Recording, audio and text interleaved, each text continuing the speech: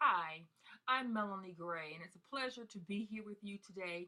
I'm going to be taking a few minutes just to share with you the value of e-learning and the power of e-learning. I know a lot of instructors might be hesitant.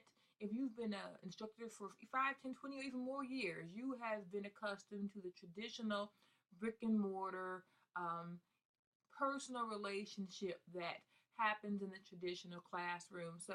And the skills, you might be afraid of the skill set that is involved in learning to adapt your teaching style and your curriculum to the needs of the students. So this is just a very brief overview on e-learning to hopefully give you some support and encouragement in adopting and a willingness to adopt this growing format. So first of all, I'd like to discuss what is e-learning. Well, e-learning is the use of one or more combination of tools and methods to teach course content. E-learning has three primary forms. The first form is called an asynchronous class. It's a course that allows the student to access the materials that you have made available at any time. You could parallel an asynchronous course to a self-study or independent study course. In an independent study course, you as the instructor provide the required assignments, and the student is to complete them and submit them to you at the scheduled time. Well, conversely, in an asynchronous class, you as the instructor create a course online and provide the student with the learning resources that will help them develop an understanding of the material, and you provide a timeline for them to complete the readings and submit assignments, and you then grade them in whatever manner that you see fit. Asynchronous course. Asynchronous course is another format for teaching. It is in essence a virtual classroom that duplicates the capabilities found in a real class. In a synchronous course, the students are expected to log into the course at a particular time. So let's say, for example, you're teaching fundamentals of nursing at 9 a.m. on Mondays. The students are expected to log into the course at 9 a.m. to hear your live presentation. So you see, you as an instructor still have the opportunity to be the great mind that you are and share your content in a personal way with the students. You take attendance, you have a specific time, and you can then present your lecture. Your lecture will take place, and while you're producing or sharing your lecture, you can also integrate other teaching tools just as you do now in your present course, be it an audio or video, movie. You could have a guest lecturer come in and present just all the things that you would do in a traditional course. You can still do it in this synchronous type of format. This format also allows for application sharing between you, the student, and the students. It also allows you to interface a whiteboard that allows you to draw right in the classroom just like you would in a traditional course. For example, I'm going to write here my name, Melanie. Just as I'm writing for you in this presentation, right on the slide, you would be able to write information as you're lecturing while presenting this format. You can also allow the students, even online, to break out into groups, to have breakout sessions and do activities, because you can integrate a chat, video chat, Skype kind of discussion board that's interactive, and then you can allow the students to come back and share, because with the asynchronous course, with the synchronous course, I'm sorry, you can still have audio and live interaction with the students. So this kind of format really allows you as the instructor to model your present format, but just using other tools, so that other tools uh, to share this information. Another form of e-learning is, we're going to talk about what is e-learning.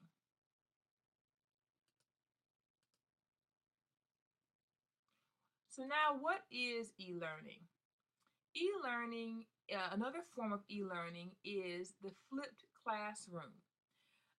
In a flipped classroom, students watch lectures at home at their own pace. They're able to interact with their peers and their teachers via online discussions. And then they come back to class, and the concepts that they learned, they're given an opportunity to apply. So the teacher then in the classroom, rather than lecturing, is providing activities to engage the student into the learning process. So an example might be that I might have this nursing fundamentals course that's a 2-credit course in which I would traditionally lecture on Tuesdays and Fridays. In a flipped classroom format, I might have them do the stay at home as their online day for reading, application, and discussion. And when they come to class on Fridays, rather than expecting a lecture, I would then be providing activities, case studies, group work,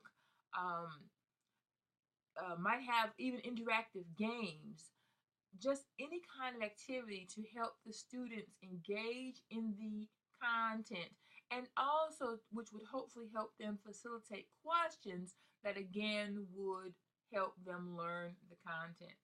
So flipped classrooms are really gaining one of the most very commonly used formats, because it helps instructors who might not be comfortable teaching totally online ease into the process. And another really good reason or for using a flipped classroom is that it affords some content just cannot be taught totally online. Nursing is a good example of that. We cannot teach nursing virtually. So the flipped classroom does allow for courses like biology, the sciences, engineering, nursing, courses that require more hands-on. It affords the opportunity to then have to integrate some technology and e-learning principles or concepts into that kind of curriculum. So that's a real advantage of e-learning. E-learning tools, as I discussed, so we have three, just as a review, there are three primary formats for e-learning. There's the asynchronous course, much like a independent study. There is the synchronous course that is done on a scheduled time, like a traditional course classroom. And then there is the blended course that has some work done online, and the students actually come into the classroom with you as an instructor on this assigned dates and times. And each of these formats can really use any of the tools that are here. Any of them can be used. They can be used individually. They can be used integrated at various points in your syllabus to help you, and you use whatever you think you need to best help the student learn the concepts. Discussion boards, again, very common. You want the students to engage with each other. Podcasts are digital media presentations. They can be audio, video, even PDFs. You can you could audio your lecture. I've had experiences where students do like me to podcast their lectures so that they can listen to them when they're working or when they are driving. Students, the cost of education really demands that we make learning available and our information available in as many formats as possible. So that because we do have there are a higher number of students that are working their way through college. There are video presentations, and what's nice about the video and audio too is that you, as an instructor, can prepare your lectures in advance, and then students can hear it, and then you can always add addendums each semester, throughout the addendums as you throughout the semester, or when you're meeting the students on discussion or chat boards. And then we still have our traditional reading assignments. Exams can be given online, particularly the multiple choice exams. One advantage to that is that students do get immediate response. And today's students don't want to wait. They want everything right now. But it makes it easy. They get direct response. They can even get the answers after they've taken the exam. This saves some time on review, or allows them to write down what they didn't get right, so they can then come back and ask you, the instructor, questions in a timely manner. And then, of course, you can submit papers in the traditional format, via Word or a Dropbox on whatever learning platform that your students are using. And finally, so we have talked about the forms of e-learning and some of the tools that could be used and resources. And the final discussion point here is just looking at e-learning platforms. Platforms are kind of like the difference between Mac and Windows. They're platforms, the processes by which information is utilized. So the choice of a platform is generally the choice of the administrative or technology team at a given institution. The choices are generally decided based on how well the given platform functions with the online or technological capabilities already used on that campus. And of course, cost is always a factor.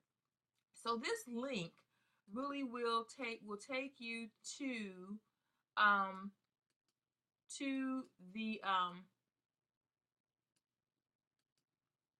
to this site, which will talk about the platforms used by most commonly used at various institutions.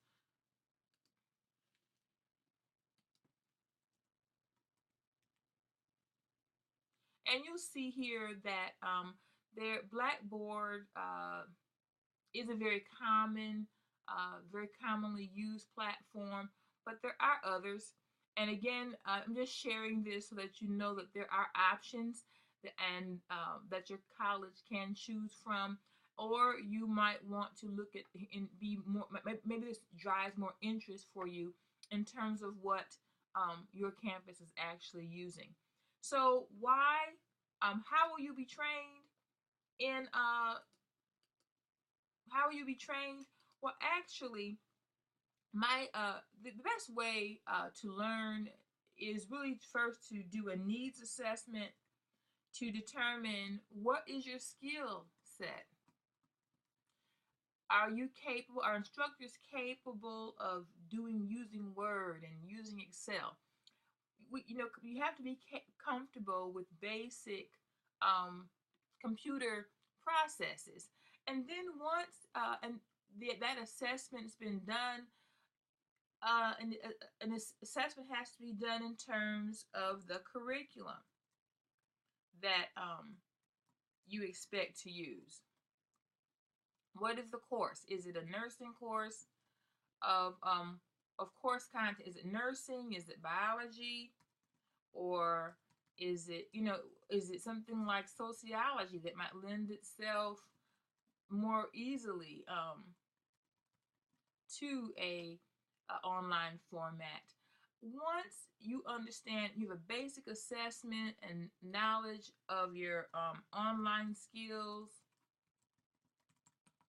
then you might look at your course content, and then I believe that what works best is to do a train the trainer kind of process where you, as an instructor who is not familiar with online learning, would work with someone who is.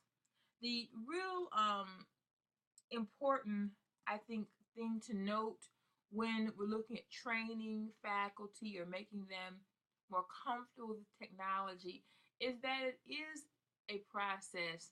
It does take some time. The learning curve that is necessary really depends on the individual.